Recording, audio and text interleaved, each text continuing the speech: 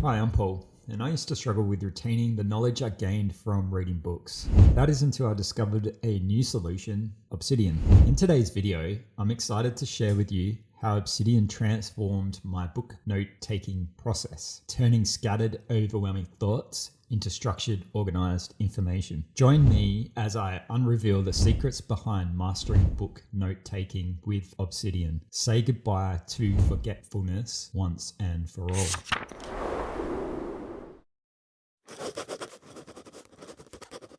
There are many options available for capturing your book notes, from ebooks, written notes, AI summaries, blogs, and YouTube. For people who don't have time to read, or those who aren't into reading, I highly recommend checking out Blinkist. Blinkist takes the most important points from any book. It breaks it down into small chunks so that it's easy to understand in less than 15 minutes. This is great when you just want to grab the main points of a book but not sit there for hours and read it. Calibre is a powerful and easy to use ebook manager. It's completely free and open source and available for Windows, Mac, Linux, Android, and iOS. Calibre allows me to easily transfer my EPUB ebooks to my Kindle. Whilst reading, I highlight the key points made in the book. Then I simply connect my Kindle to my computer and transfer my highlighted notes into an AI tool to strip out the repetitive headings. After Claude has taken out all the repetitive titles, I copy and paste my notes into Obsidian.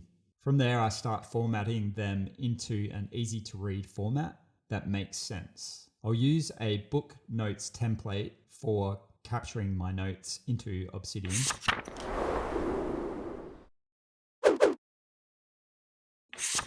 Now that we have all our notes captured and organized in Obsidian, it's time to start building our mind map in Obsidian Canvas. Obsidian Canvas is a core plugin of Obsidian which allows us to organize our notes and ideas in a non-linear freeform way. This process mimics mind mapping, which is proven to enhance memory by utilizing imagery and color. The Canvas feature was introduced in 2022 and is a powerful tool for visual thinking. Research demonstrates that mind maps mirror our brain function, using associations to stimulate ideas, making information extraction and retention easier. Plus, it feels good, which motivates us to keep going. What you're watching here is me building a mind map from my summarized book notes. I'm using a combination of headings and paragraph text to build out all the key points and highlights from chapter 1. You can add a card, add an existing note, or add existing media from your vault to build your mind map.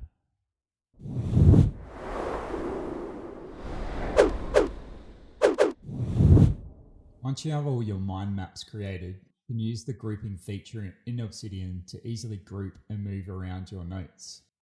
The best thing about Canvas is you can embed your notes alongside images, PDFs, videos, audio, and fully interactive web pages. You have infinite space to do this, and it's a great way to lay out all the information you have learned.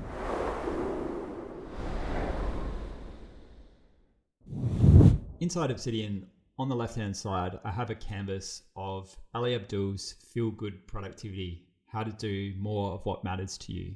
Now, this canvas has been created using my book notes.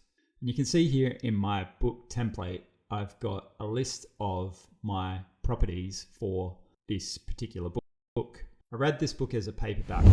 I took my notes on a notepad, then added into this book template within Obsidian after completing the book. A much quicker way would be to purchase the ebook, highlight your notes, bring them in using Calibre. But in this instance, I just transferred them all from my written notes. And you can see if we bring up the sections of this particular note, we'll just close this local graph view. You can see all my notes from each chapter listed inside here.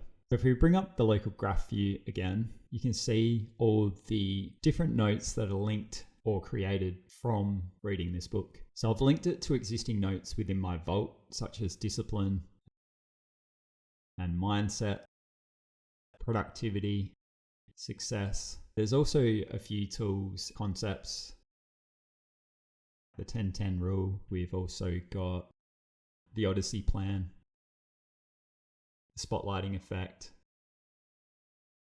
Ali Abdul, the author. And there's a few diagrams that I've created from within the book. We're just going to jump onto our canvas now.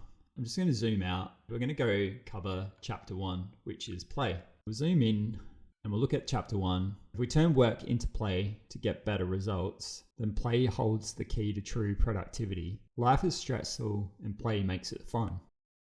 We know play is the key word of the chapter. We know that with fun, there is an element of fun in every task. And ask yourself, what would this be like if it were fun?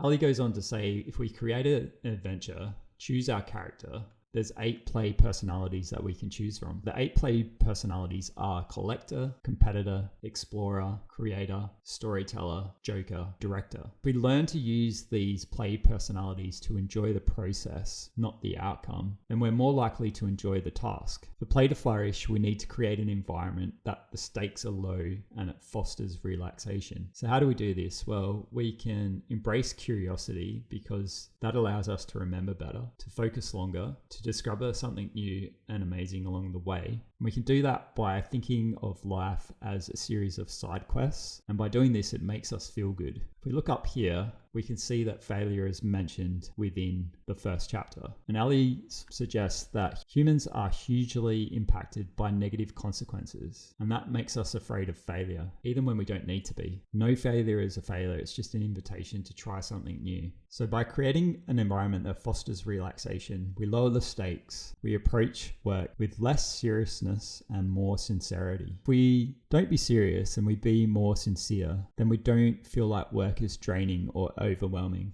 So we need to ask ourselves, how can I approach this with as little as less seriousness and a little bit more sincerity? Because seriousness is overrated, and when we approach work with a sense of play, then everything becomes better. So we're going to have a look at chapter 2, power. So the most common explanation for all business success is culture. Once we start thinking about power differently, this gives us more control because our life is in our control. That means that personal empowerment is going to boost our confidence.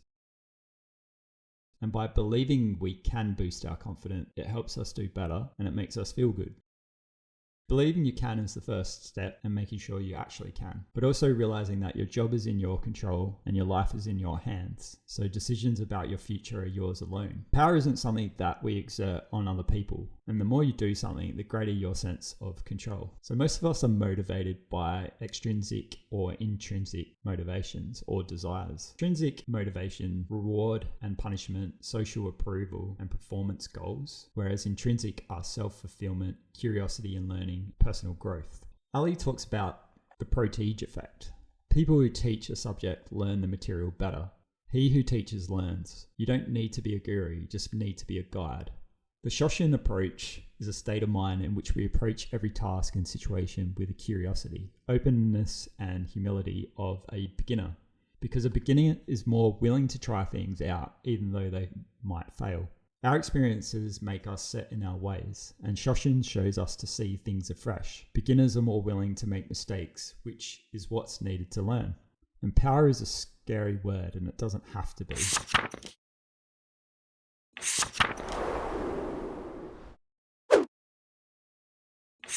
The last step is to reflect and refine the mind map you have created.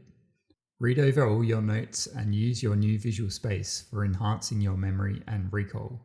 Improve your understanding of the concepts and ideas in the book and help see the bigger picture. By actively engaging with information, you learn how to prioritize what's important. This process will improve your motivation and make learning more enjoyable. Congratulations, you've made it to the end of the video.